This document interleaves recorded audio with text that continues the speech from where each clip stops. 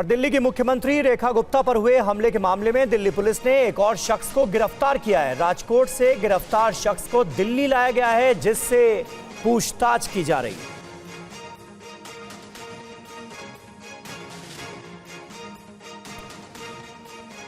तो ये अहम जानकारी सामने आ रही है। मुख्यमंत्री रेखा गुप्ता पर हुए हमले के केस में दिल्ली पुलिस ने एक और शख्स को गिरफ्तार किया है। जितेंद्र शर्मा हमारे संवाददाता हमारे साथ मौजूद हैं। जितेंद्र, क्या जानकारी मिल रही है, कौन है ये शख्स? जी बिल्कुल, देखिए इसकी पहचान तहसीन सैयद के रूप में हुई है। 2 दिन पहले पुलिस ने इसको बकायदा गुजरात से उठाया था, जिसके बाद इससे पूछताछ की गई तो इनके जो इरादे थे वो अब पुलिस के सामने आए हैं। पता चला कि जो तहसीन सैयद है वो राजेश के बारे में सारी जानकारी रखता था। बकायदा इसने राजेश को कुछ पैसे भी पेटीएम किए थे, तो जिस टाइम वो सीएम पर हमला करने की फिराक में यहाँ पर दिल्ली पहुंचा था।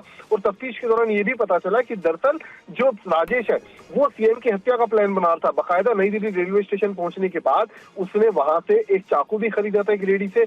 उस लेडी को लेकर भी जहां से उसने चाकू खरीदा वहां भी पुलिस अपनी तफ्तीश को आगे बढ़ा रही है, उसकी पहचान करने की कोशिश कर रही है। और जो इनका इरादा था वो सीएम के ऊपर चाकू से हमला करने का था। तो फिलहाल दोनों कॉमन इंटेंशन के साथ काम कर रहे थे और यही वजह है कि तहसीन अख्तर की गिरफ्तारी बेहद जरूरी थी दिल्ली पुलिस के द्वारा। और कुछ और लोग भी हैं जो कि अब दिल्ली पुलिस के रडार पर है। तो फिलहाल एक लार्जर कॉन्स्पिरेसी के एंगल से पुलिस इस तफ्तीश को आगे बढ़ा रही है। जी, और तहसीन ने पूछताछ में कई अहम बातें कही हैं। तहसीन ने यह बताया कि राजेश ने उससे कहा था कि वो सीएम को छोड़ेगा नहीं। सीएम पर हमले को लेकर उसने बड़ा दावा किया था। एक चाकू खरीदने की बात भी सामने आ रही है। और तहसीन ने पूछताछ में यह भी बताया कि राजेश ने उससे कहा था कि कुछ बड़ा करना होगा।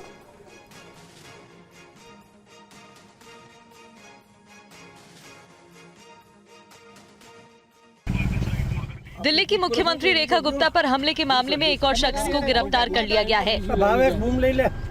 गिरफ्तार व्यक्ति की पहचान तहसीन सैयद के रूप में हुई है। पुलिस का कहना है कि तहसीन हमले के मुख्य अभियुक्त राजेश भाई खिमजी का करीबी दोस्त है। उसे गुजरात के राजकोट से गिरफ्तार कर दिल्ली लाया गया। अब तक की पूछताछ में पता चला है कि अभियुक्त राजेश लगातार अपने दोस्त से संपर्क कर रहा था। जांच में यह भी पता चला कि अभियुक्त राजेश ने दिल्ली के सीएम के शालीमार बाग वाले आवास का एक वीडियो तहसीन को भेजा था, जबकि तहसीन ने उसे 2000 रुपए भेजे थे। कैंप कार्यालय में जन सुनवाई कार्यक्रम के दौरान सीएम पर हुए हमले से पहले तक वो लगातार उसके कांटेक्ट में था। बताया जा रहा है कि सीएम आवास पहुंचने से पहले अभियुक्त राजेश सुप्रीम कोर्ट भी गया था, लेकिन वहां की कड़ी सुरक्षा देखकर वापस लौट आया।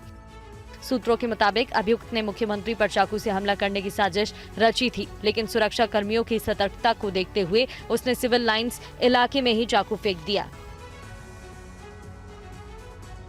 और दिल्ली पुलिस एक और जहां तहसीन से पूछताछ कर रही है, वहीं मुख्यमंत्री रेखा गुप्ता की सुरक्षा का जिम्मा एक बार फिर दिल्ली पुलिस को सौंप दिया गया है। देखिए विवेक शर्मा की रिपोर्ट। दिल्ली की मुख्यमंत्री रेखा गुप्ता पर हमला करने के मामले में दिल्ली पुलिस ने तहसीन नाम के शख्स को गिरफ्तार किया है। तहसीन वो शख्स है जो कि राजेश का दोस्त है और उसे राजकोट से दिल्ली पुलिस ने हिरासत में लिया था और उसे दिल्ली लाकर गिरफ्तार कर लिया गया है। दोनों से जब दिल्ली पुलिस ने पूछताछ की तो जांच में पता चला कि राजेश लगातार तहसीन के संपर्क में था और पल पल की जानकारी तहसीन को दे रहा था और तहसीन ने ही दिल्ली आने के लिए राजेश को पैसे भी दिए थे। सुरक्षा व्यवस्था को देखते हुए कई चीज़ें निकल के सामने आई है। दिल्ली की मुख्यमंत्री रेखा गुप्ता की अब जिम्मेदारी जो सुरक्षा की है वो दिल्ली पुलिस ही संभालेगी। आपको बता दें कि जब रेखा गुप्ता पर हमला हुआ था तो उसके बाद सीआरपीएफ के जवानों को तैनात किया गया था, लेकिन अब सीआरपीएफ के जवानों को हटा लिया गया है। अब दिल्ली की मुख्यमंत्री रेखा गुप्ता की सुरक्षा व्यवस्था की जिम्मेदारी दिल्ली पुलिस की होगी। दिल्ली पुलिस के जवान ही उनके आसपास तैनात रहेंगे और सुरक्षा के सारा घेरा जो है वो दिल्ली पुलिस का ही रहने वाला है।